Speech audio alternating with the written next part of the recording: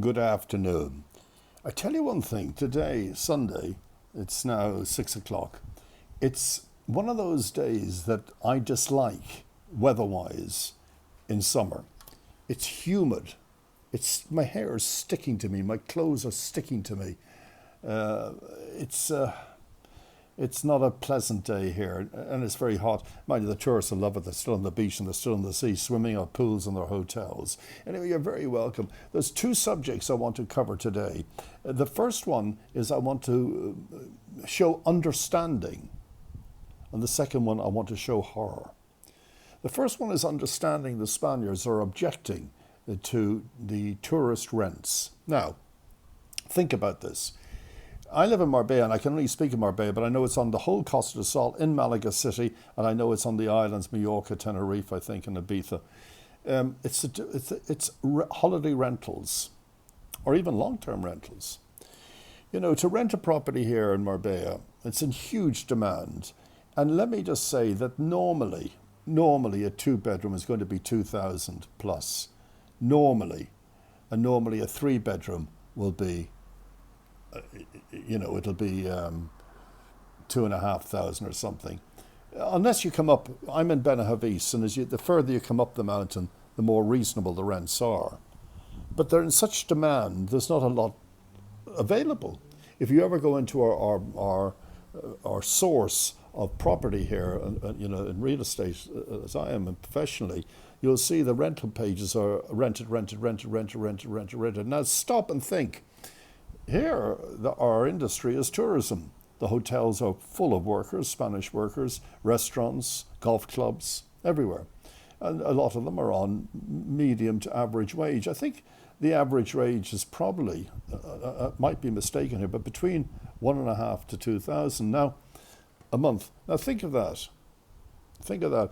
If you are faced with a rent of 2,000 a month or 1,500 a month, where are you going to get the money if that's your wage? For electricity, for food on your table, for transport, for all the normal course of running a family home. So you must understand, as I understand, the situation is pretty dire at the moment. Now, I don't have a solution. Of course I don't have a solution. I just want to show understanding as I live here. And I'm really, to be able to live here and to be welcome to live here. It's a beautiful thing. I'm a visitor. Okay, I'm not a visitor, and I pay my taxes here, and I work here, and I have residencia here, residence thing. But I'm still a visitor, no matter which way you put it. I'm not a Spaniard. And it's wonderful. I can only speak again on behalf of Marbella, or maybe the Costa del Sol, how welcome we're always made feel. And on the other hand, we support many of the industries down here by buying property here, by investing here and employing people here. Yes, we do. But we still can't put aside the fact that the rentals are so high. Now, the reason I'm saying this here is because I got a phone call the other day from someone who said, I don't think I want to come down to Spain, to Marbella, and have the tourists varying. There was an article in one of the British press of some Spanish people going into a restaurant, I think in Mallorca, and spraying the people with them. Water pistols. It was showing their objection to holiday rentals, etc., etc. It needs to be controlled, and the only solution I can see is to be able to get the Junta de Andalucía, the government, the local government, or the town halls, to get some assessors in to put a valuation on the rental income. Maybe bring the rental income taxes up higher. I'm not suggesting, because I'm in the business, not of rental as such, yes, but my company, Bromley, do rental. And we're very, very aware of the people, the Spanish people. Of course we are. But it's not in our hands. And you must remember, people invest down here too. A lot of investors buying property here, and they rent that property out, and they'll get their maximum price. It doesn't matter, Spain, America, London, Dublin, it doesn't matter. If you're an investor and you're putting your hard-earned cash, your hard-earned money into property, and the sole purpose is to rent that property out so you have an income from the property, you cannot blame the investor. Now, I believe the same is in London and other, like Manchester, Dublin, etc. It's the same problem they're facing up. It's the mere cost of the property in the first case. I mean, it is. It's very expensive here. I'm just showing that I understand. I'm not here to complain, but to understand and show a bit of support as well to people. As I say, I'm a visitor. Okay, that's the first subject. The second subject of horror, and I have to say this, and I know people are not interested in political stuff here because when you're down here, you can close your eyes, you can wear blinkers and just live the wonderful life down here, and you don't want to know, it's none of your business, you don't want to talk about it, you don't want to, what else is going on in the outside world. In fact, many people came down here retired just to get away from all of that. But I'm sorry, I think it's time, not only time, but we have to speak out where we see injustice in the world and not stay silent. So yesterday morning, 10, 12, 15 children in Israel said, bye mum, bye dad, I'm off to play football. We'll see you later, bye, have a wonderful day. These children are playing at a child's playground, come football pitch. And over in the Lebanon, Hezbollah saying, look, there's a perfect target. Let's get them. And they send a missile in to massacre all these children.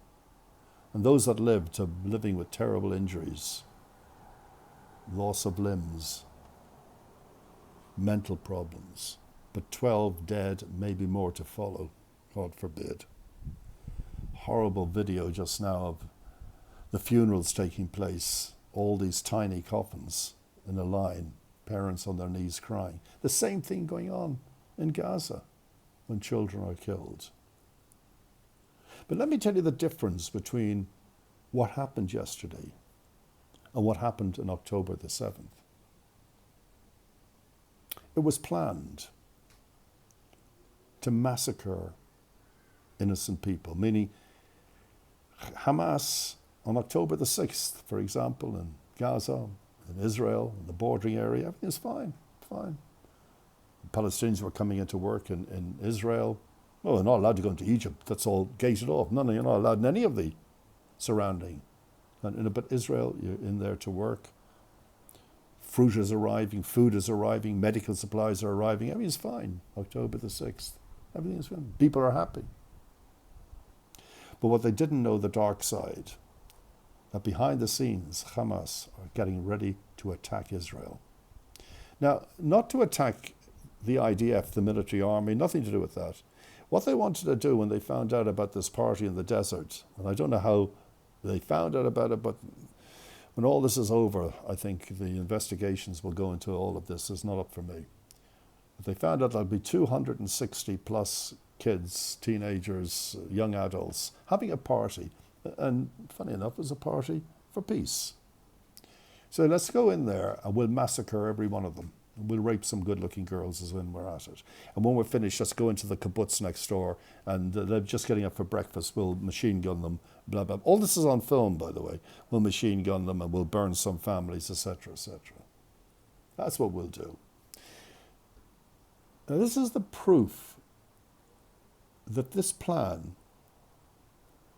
was to get the world to turn on Israel. Funny, isn't it? Go in there and massacre Israelis. So the world on that very time, October the 7th, all the news was poor Israel. Isn't it terrible? Isn't this massacre terrible? Isn't this genocide? Genocide is when you attack a group of citizens who are not military. You're just going to just massacre them. That's genocide. Look it up. But we'll go in there and we'll massacre them. Now, here's the proof. 100% proof that Hamas, who are Palestinians, didn't care about the innocent Palestinians, women, children, men in Gaza. This is the proof they didn't care, and I'll show you. They knew, the world knew, Israel are going to respond. They had to. They can't let these terrorists live there. Promising the heads of Hamas, we're going to do October 7th. again and again and again and again, no matter what. So they just had to do something. But they waited 2 weeks, I think it was 2 weeks, a week or two was, I can't remember, to go in to Gaza and hunt out these vermin. When the time was right, they dropped millions of leaflets, that's on film too, you can, warning people, the Gazans, where they were going to attack and where to move out to. Now here's my proof. Hamas, who are the leaders of the Palestinians in Gaza, to protect them and look after them, knew this like they did. But no, they wouldn't allow them, the women, the children, the men, to shelter in the tunnels. There's miles of deep tunnels throughout Gaza. We all know about that now. More than the London Underground, twice as much as the New York under subway. But why wouldn't they allow the women and children? Now, stop and think. With all these tunnels and the bombing, being told it's coming, they're warned in writing and paper, why wouldn't they allow them to shelter there? I know. And this is the plan. Go in October the 7th, slaughter as many people as possible. They'll respond. And when they respond, they will kill thousands of innocent Palestinians because we won't allow them to shelter anywhere.